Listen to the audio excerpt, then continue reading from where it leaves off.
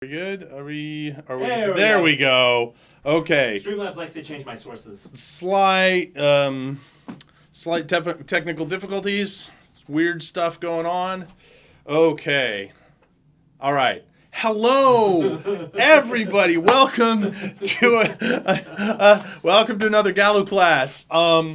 It has been an insane week for me. Oh man, I have so much going on, so much big news that I can't tell you guys completely about yet. But tomorrow on my social media, big, huge news. Hashtag Bard for Life. Hashtag the show must go on. Okay. Thanks everybody for hanging out. And as I kind of collect myself, because I went to kind of get something to right before we went live, I said, "Oh, I forgot a bottle of water," and so I go over to grab a thing, thinking it was one thing, and it was beer. What the hell is that? Rum? Oh, no, I'm all right. But it was, and it was like, I'm going to drink this thing, and Cody's like, no, and everybody, this is Cody. Oh, I was drinking whiskey. I was drinking rum. Anyway, that's Cody. He's my producer. He's the guy who's making the back end of everything happen and go down. He will occasionally pop up. Anyway, I went to go drink a thing, and he was going, no, and it wound up being beer. I'm like, whoa, that's not what I expected to taste. It was just like, okay. Anyway, so much going on. Prepping for a couple of events that I've got going in 2 weeks.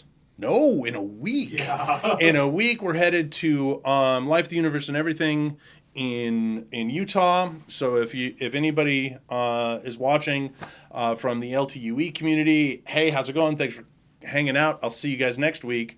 And then the week after that, I'm going down to Genre Law in Southern California. It's take on Shangri-La. I'll be down in Van Nuys the week after that. So for my Southern California folks, hopefully I will see you there. At that one, I will be doing the art and craft of story openings, the Geek's Guide to Literary Theory, and the fourth language of genre. So tonight's Gallowclass, what? Oh, K-Defs. K-Def. More entertaining than State of the Union. Ha ha ha ha. Thank you so much. Although, well, you know what? I'm moving on. Moving on. So last week, I talked about improving your writing through continuous, regular, rigorous practice. And one of the things I touched on is the importance of reading. I didn't touch on it too much because I wanted to dedicate an entire episode of Gallowclass just to that. So tonight we're going to do reading as a contact sport. And everybody, we hear the read a lot, write a lot. And yes, absolutely. Reading just as reading as writers isn't enough. We have to read, we also have to, when we're reading, we have to read voraciously, we have to read widely, and we have to read rigorously. So it's not just the breadth of what you read, but the quality and content of what you read. So as I'm collecting my thoughts, because sometimes my mouth just goes ahead of me. So what I'm going to talk about tonight is specific books that changed how I viewed writing. Whether it's writing a specific project or kind of my feelings on writing in general, or just kind of like shocked my imagination into some kind of overdrive. And I'm going to do that with books that I've read more recently because the reaction, I can speak more articulately and specifically to the reactions that I had to those books, as opposed to like, oh, Lord of the Rings, when I was in 4th grade. Oh my God, I wanted to be a hobbit. Not really, I wanted to be Legolas. But anyway, and that was before the movies. Thank you very much. Or any of the other things I read in high school or early college or anything like that. So collect my thoughts, and then we'll open up to questions in a little bit. And Max, I got your question from Facebook. And Cody and I were talking a little bit before we went live, and that was a doozy of a question, and we will touch on that. All right. So, the first one, and I brought the wrong Tim O'Brien book, but that's okay. All right. The first one is in college, in my BA program, my bachelor's program, I discovered this guy, Tim O'Brien, and this is one of his books, If I Die in a Combat Zone. Box Me Up and Ship Me Home. The one I meant to grab, and the covers are really similar, is The Things They Carried. The Things They Carried is a fictitious memoir of the author's time in Vietnam, and it blew me away. And my deadweight books are a direct result of that, because I was in a class, one of my two basic classes for my major, for my creative writing major, fundamentals in creative reading. And I was like, oh God, I'm going to hate this class going into it, because I just come from American River College, where I had to take a bunch of lit classes in order to transfer as an English major to a 4-year school. And oh my God, I kept going, well, okay, so yeah, theme and symbolism and all that stuff that you're talking about, that I'm like, really? Is that really what that is? I don't think that that's what that book is trying to say there.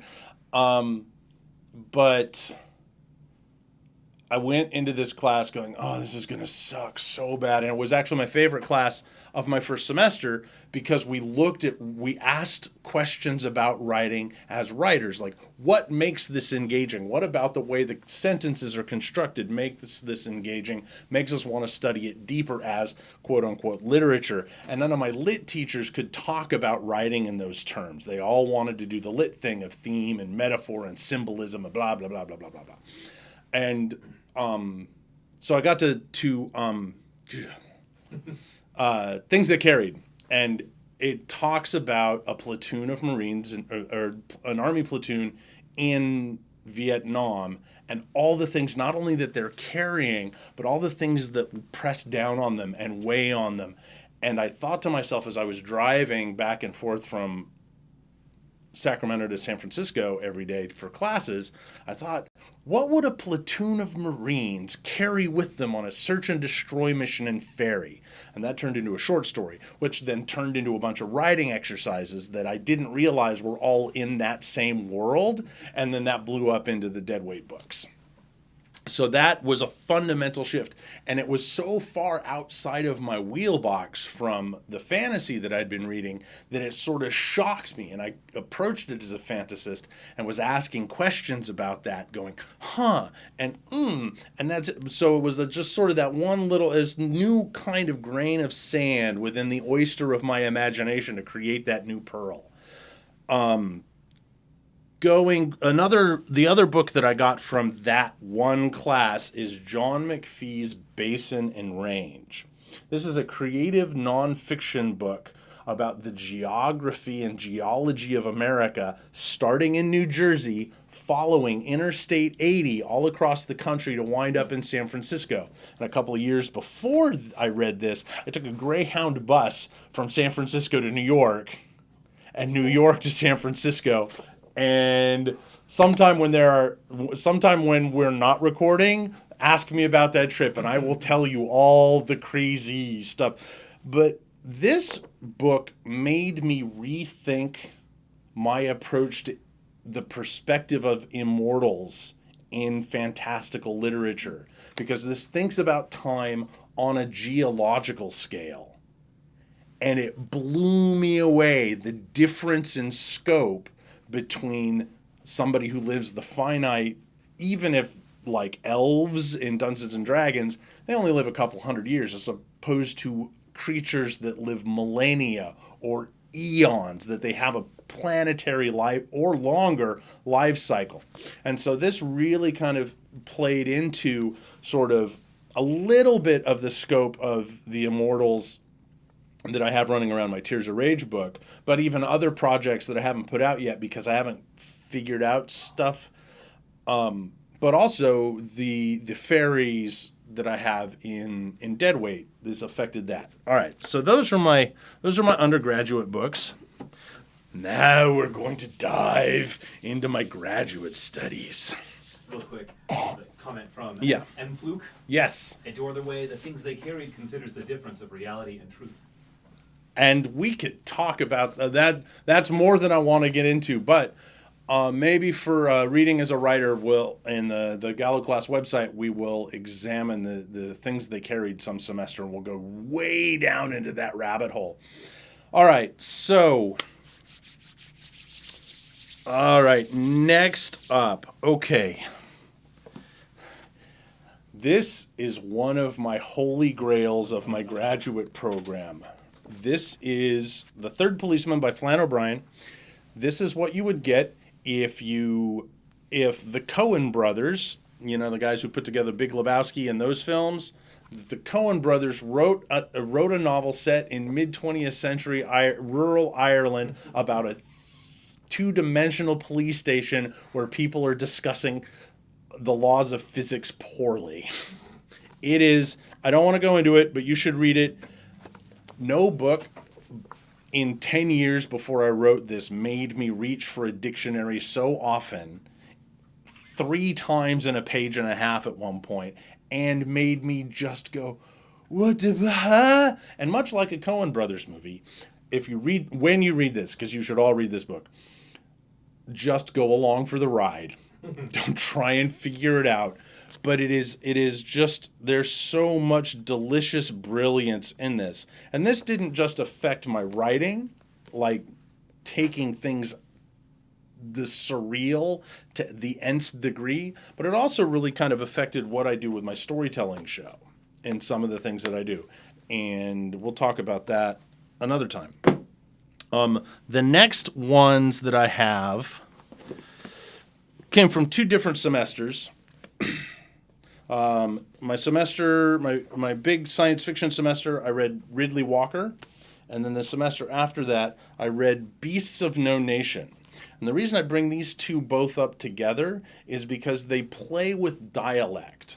Ridley Walker is set in Scotland-ish, about 3,000 years in the future, and the dialect in it is very, very different. The story is a journal of the main character, and when they write like the letter 1 or like the word 1, they write the letter or the number 1. And there's all sorts of like weird spelling.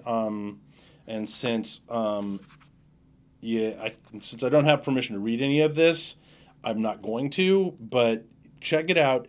And the other one is The Beasts of No Nation. This is set in Africa, in war-torn Africa, and it's about the child warlords. And it's also in sort of like a weird dialect of English. And the thing that this did, these 2 right here, one, they played a heavy part in part of my thesis, where I created a sort of pseudo dialect for some of the goblins and fairies that I have in my thesis project that is kind of on the shelf until I finish some stuff that I was working on before grad school that I'd put on hold. But if you've gone to my website, or if you've gone to my Patreon and you've checked out the 9/10ths project at all, the weird dialect that I have, and we may hear some of that before we cut off tonight, maybe, I don't know, we'll see. Seriously heavily drawing on the inspirations of these 2 in the back of my imagination to kind of play with that. And it made me realize, and in my book that follows all my essays and everything, My Journey in Creative Reading, I wrote an essay partially inspired by both of these. Why isn't fantasy more fantastical? Because I think that part of the problem with fantastical literature is not enough fantasy writers read widely enough outside of it. At least that's the impression I get, because so much fantasy feels the same. And I wish it was, for being fantasy, it's really kind of derivative of its own genre. And I think that it should be the one pushing boundaries further and further and further. Okay. Now, the big one, my favorite all-time favorite book, and some of you have probably heard me rave and rant and praise this book. This is A Visit from the Goon Squad by Jennifer Egan. It won the Pulitzer in 2012, I think. I can't remember, but it's got so many awards. It's kind of a book about the music industry. It's kind of a book about collective subconsciousness. It's kind of a book about social patterns. It's kind of a book about chaos theory. It's kind of like this weird gestalt of all of them together. And it's told in various perspectives. And there's a future bit, there's past bits, there's contemporary bits, and and I'll spoil a little bit for you. This section right here, it's about almost 100 pages, is told in a PowerPoint presentation. But because of all that happens in here, it works. You kind of get drawn in even more than just prose because you're familiar with the characters. You're familiar with what the story that Jennifer Egan, who wrote this book, is trying to tell you. And it blew me away. And so there's this little voice in the back of my brain that wants to do something like that. That's not that, because I want it to be my own thing. Angie Cleo says, absolutely brilliant, and that's probably the most fascinating part of the book. Yes. Bethnis12 has a question. Do you want me to hit that now, or do you want to go to questions? And I see that. What is rigorous reading? And we're gonna get to that in just a second. Okay. So I'm gonna introduce a book by one of my teachers who Christian Kiefer. He also teaches at American River College. You can't really see the title because it's really funky. It's a little novella. And I should probably put my glasses on. It's titled One Day Soon Time Will Have No Place Left to Hide. It's this weird literary fiction novella that's kind of given me idea of a frame for a science fiction gaming novella. Just by the way it's put together, and I have to see how it is. But it's so far really fascinating. Before we get on to the poetry and why you should read poetry, we will talk now about vigorous reading. And thank you so much for that question. I'm going to bring out a highly charged novel. I've talked about it before, and I've written about it a bit now and then. The Fifth Season by N.K. Jemisin won the Hugo Award in 2016. The first time I read this, I read it as one of my textbooks in my genre, in my fantasy and science fiction focused semester in my MFA, and I had a real hard time with it the first time through. And this is where we get into reading as a writer as opposed to just reading for reading. The first time I read this book, I read it on my Kindle. And I did myself a disservice by reading it on my Kindle. I have my Kindle. I love my Kindle. I have a bunch of books on the Kindle. I've read lots of them. However, when we're reading rigorously, it needs to be in this zombie tree format. Okay? The other thing that we need to have when we read rigorously, something like this, because we want to make notes, we want to underline, we want to circle, we want to ask questions. I'm like, there's notes I have here asking questions. There's one of the things, and I just finished the second book in this series. Jemisin makes frequent use of parentheses in the narrative, and I don't know why. Some of them I've figured out, but not all of them, and that really makes me curious. And so the second time I went through this, because I was like, okay, I really want to get into this. So many people are talking about it, and so I've got so much working in here. I've got so much in this. Like I ask myself, so jarring. Some of this is jarring. There's second person present tense narration. And so I'm asking, why is this jarring? Sink or swim, like Malazan, different, still jarring.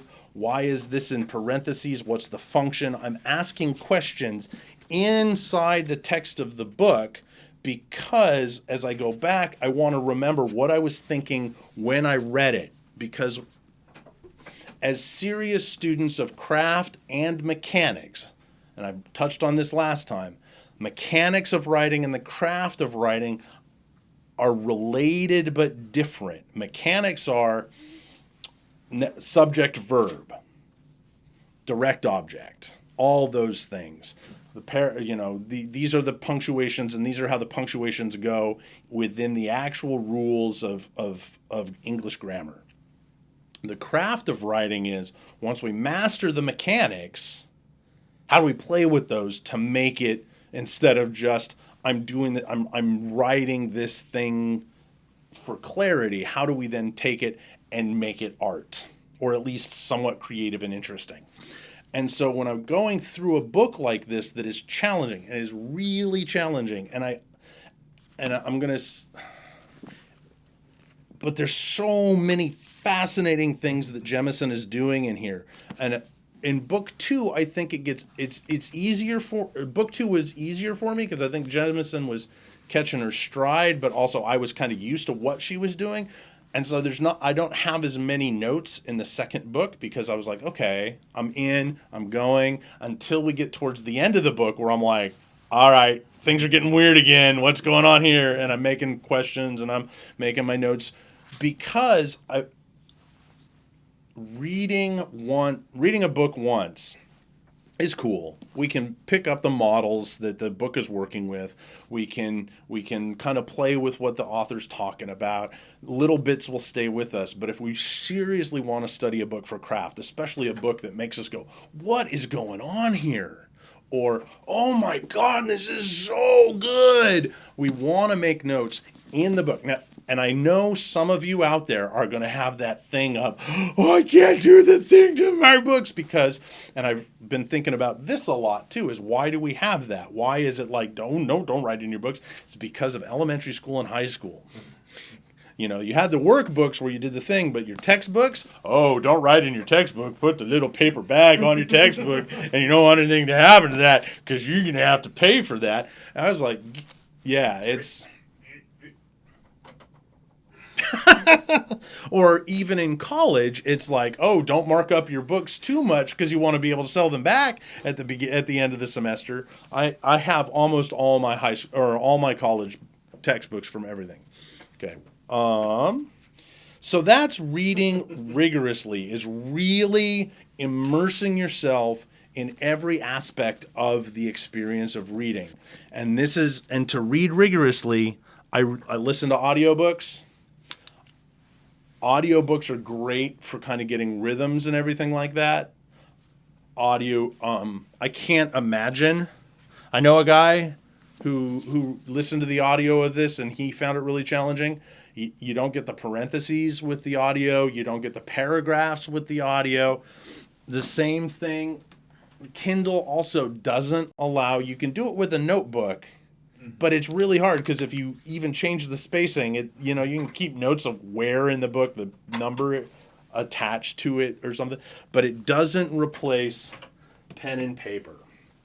It just does not replace marking in and kind of underlining and circling and figuring out your own method for making your notes and what marks mean what to you. And so that's that. Now, the next ones that I want to talk about poetry, because I have 2 books of poetry. One launched quietly kind of this week. One I did last year about this time, the Lullabies for Dungeon Crawlers books. Gaming poetry. Because why not? I'm a huge nerd. That came about because I was having a rough semester. I started writing gaming poetry November, December 2017. Yeah, November, December 2017. And I was walking around Barnes & Noble, and I was, from my master's program, I was like kind of getting interested in poetry because of one of the teachers there. She was amazing. She was like a witch doctor with words and just blew me away with what she could do. And so I was like, all right, there's something to this. I was walking through Barnes and Noble and I saw this book. It's Milk and Honey by Rupi Kaur. I can't remember. I don't know how to pronounce her name. And I flipped it open to one poem at random and I read it and I was like, oh, that's kind of cool. Oh my God, I could make a gaming poem kind of like that. I'm going to get this book and I'm going to read it. And because I got this book and there's markings all over it and kind of circled stuff and read through stuff, I wrote a book of gaming poetry I didn't even start writing a book of gaming poetry. I started writing just gaming poetry because at the end of the semester I'd been working on so much hard, really personal stuff in what was later to become my thesis.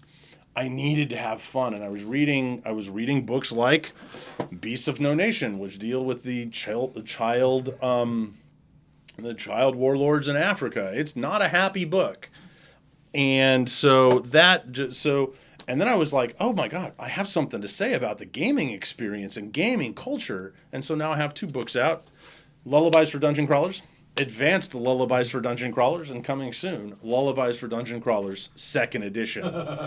So that's that. And then, with permission, and I talked about Gail Brandeis last week when I held up her book of writing exercises. This week I'm going to read a bit from one of her books of poetry, The Selfless Bliss of the Body. And this is why especially fantasy writers, but anybody should read poetry because you never know what you're going to come through. This is called The Gum Tree.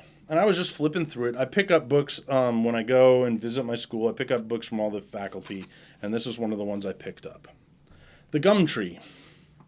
This tree did not produce chicle or gum arabic. It was oak, probably, or a maple. Some normal tree on Main Street, just outside the White Hen Pantry where we bought Funyuns and now and laters after school. People put gum on the gum tree. The whole trunk was studded with it, wads of purple, green, yellow, pink, little wrinkles of trident, larger blobs of bubble yum, some tongued smooth, others still imprinted with ridges of teeth.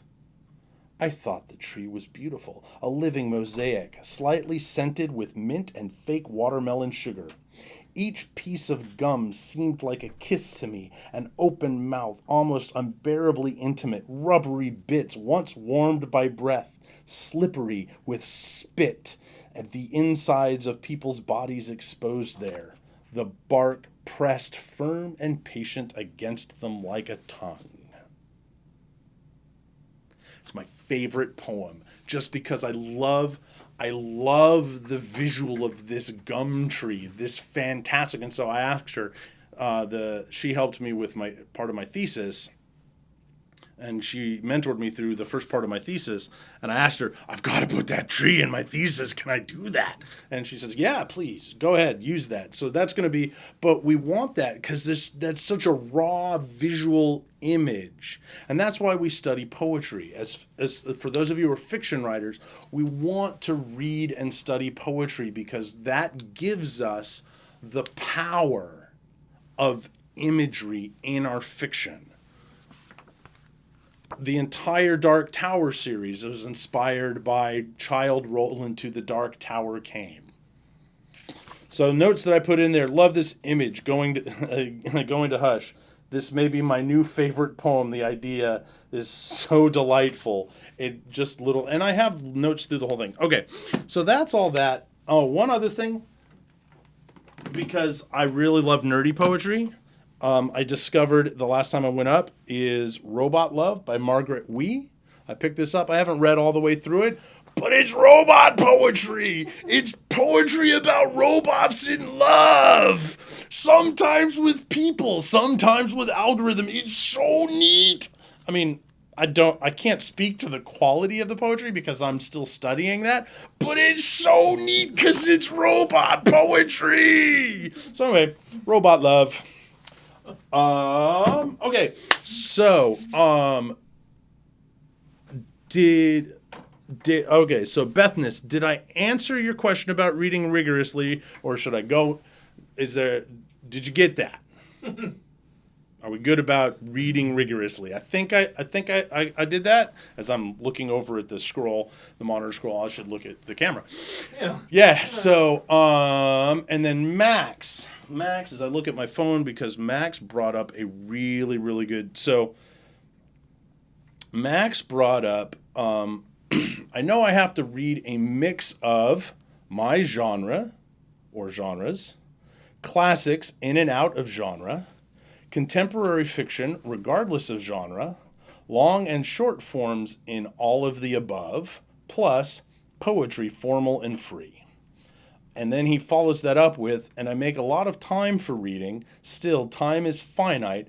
Do you have any, and you being me, have any specific criteria to decide what mix of stuff to read? And that is an awesome question.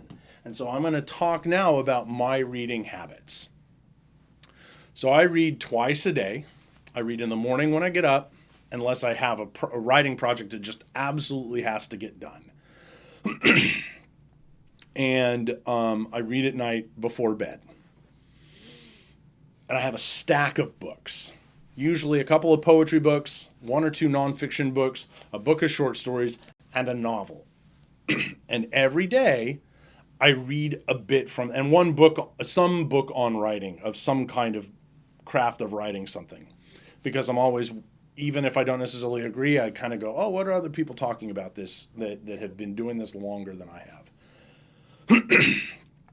So, and I read, in the poetry books, I read 2 or 3 poems. One, if it's a really long poem or it's a poem that just totally blows me away and goes, okay, I'm just going to sit with that poem. I read 1 essay from a book of criticism. I read 1 essay from a book of nonfiction. I read the section from the book on writing. I'll read 1 short story and 1 or 2 novel chapters, and I do that. The way I pick what I read is, it's either somebody that I've studied with, one of my teachers, because they're especially from my graduate program, they're all phenomenally brilliant writers. Somebody whose work I've admired before, and that sometimes doesn't pan out because of my tastes have changed so much since my master's program.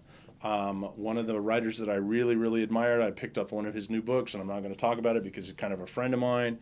And I don't want to put him on blast on the internet, but I was really disappointed with one of his more recent outings, and I was like, oh my God, this is not my thing. So I actually didn't finish that book, and I picked up something else. If it's an award-winning book, I'll check it out. That does not necessarily mean that it's going to be your cup of tea. There are several Pulitzer Prize-winning books that I'm like, really? Okay.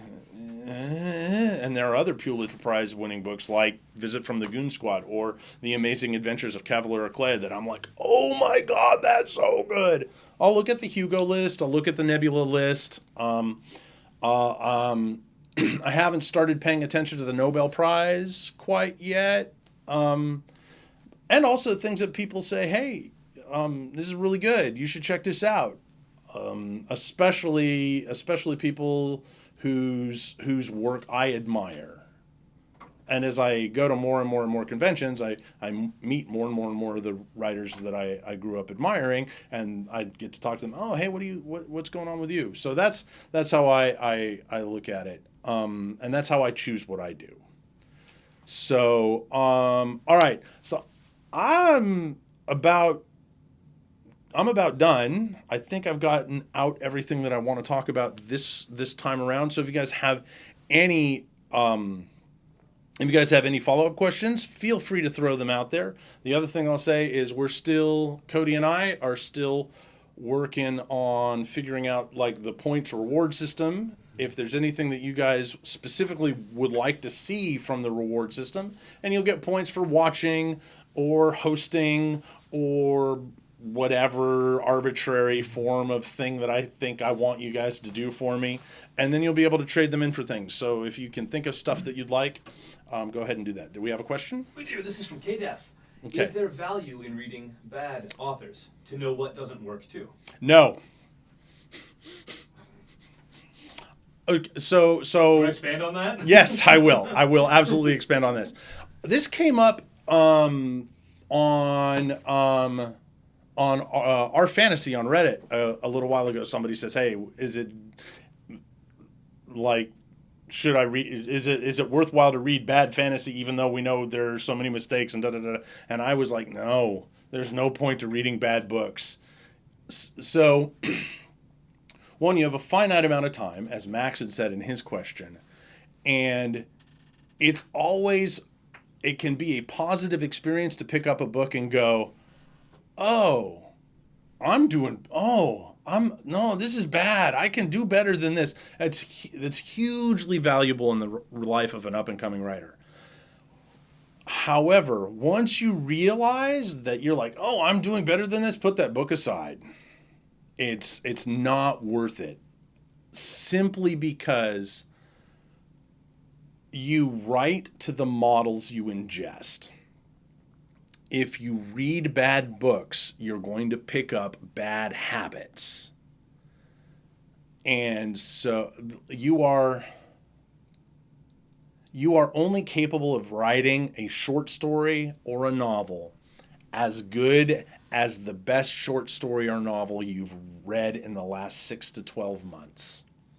And if you spend any of that time reading something that's beneath your skill level, you're doing your writing career a disservice. Twice when I was working with Gale in the fall of 2017, in the fall of 2017, 2 books which were highly respected science fiction or fantasy authors. One of them was, I think maybe both of them were award-winning books. And I was just like, I can't do this. One of them I threw across the room. I literally flung it across my office and part of it was because I had read these 2 guys. Part of it was to indicate that somebody in the book, and I don't want to put it on blast because I'm not going to cause that drama at this point in my career. When I'm like all George Martin level and Brandon Sanderson level famous, I will totally call people out, but not yet. But there was one of the characters was using thee and thou, and I was like, oh my God, it's the 21st century. Are we still doing that? Can we come up with new dialects or new something or anything? I mean, even a Cockney would have been better than thee or thou for an alternate English dialect. And so, don't waste your time. As soon as you realize that you're doing better than a book, or a book is making bad mistakes, or it's cliche as hell, put it aside. Like, if you read, the names are kind of different, but I see where this is going, and the magic is a little different, but it's kind of like that. Put it aside and read something else that's better.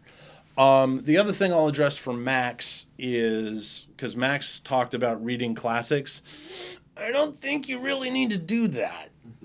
I mean, some of them are awesome. Some classics are awesome. I will always go back to Prisoner of Zenda. It's one of my favorite adventure books by Anthony Hope. It's the classic Victorian era adventure novel, and it's just awesome. There are other books that I'm like, really?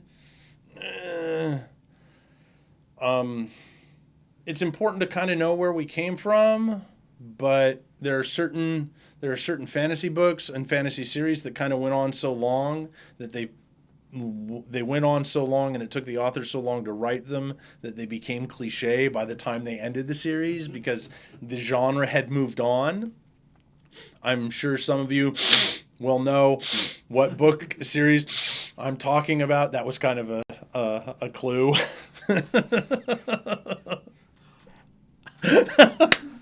If only I had a braid to tug. Anyway. So do we have any other questions? Because I'm kind of on a roll. I'm feeling good about this. I'm like, okay. So, that's that. please, in messages or whatever, feel free to let me know what kind of prizes or things you'd like to be able to trade points in for. Our next Gallowclass will be in 2 weeks from this night, because next week we're going to be kind of on our way to Utah for Life, the Universe, and Everything. And Patreon. oh yes, and we're going to stick around even after we finish up with this. I'm going to do a quick reading from the very first installment of the 9/10 Project, which you can read daily at noon. A new post from the 9/10 Project is on my Patreon, and Auntie Cleo suggested signed swag in books. okay, we can look at that. And the other thing is I do teach online classes through my Gallowclass website. If you guys can just go to my website, mtoddgallowglass.com/Gallowclass. And starting in March is going to be my another self-paced class. It's going to be oh God, what did I call it? Genre Masters of Genre Fiction or something like that. Did you spell it wrong? Maybe. Yeah. Cody's doing the typing. Too many words, on my vowels in your last All name. right. So if there are no other questions or anything like that, thank you guys. The official class is done now. I'm going to take a quick something to get my voice, as I've gotten a little parched. I'm going to grab a little bottle of water juice, something, something not beer. And then I'm going to do a little reading, and then we'll be done for the night. Seems the State of the Union is over now. Good time. Yeah, hey. Moving on.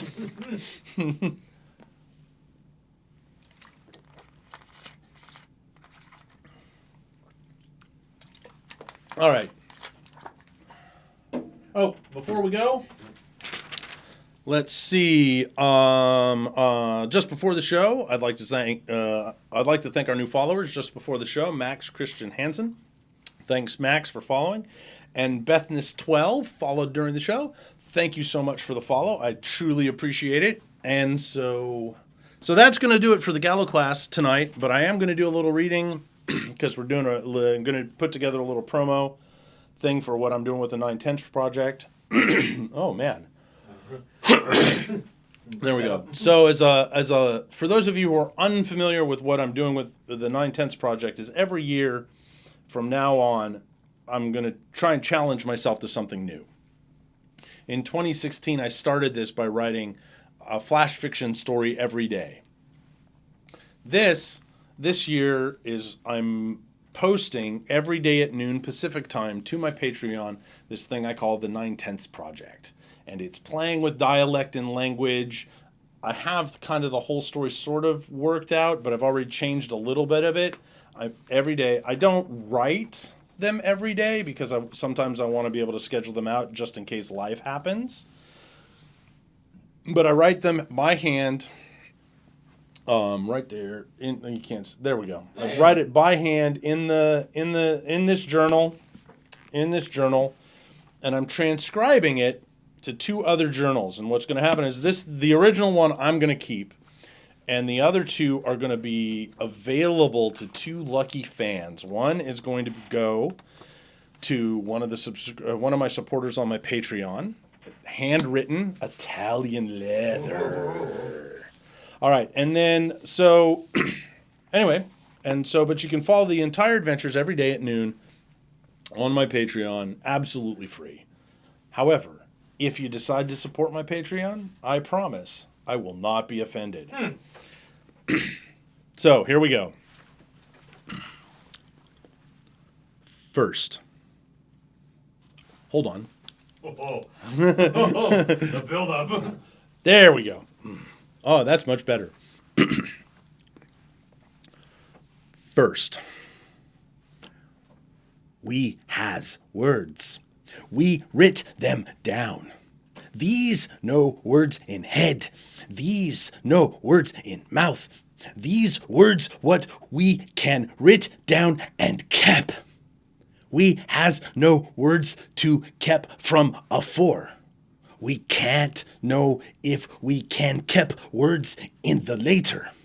But these words what be in we's hands now, these be we's words. We will take we's words home and show words to we's tribe.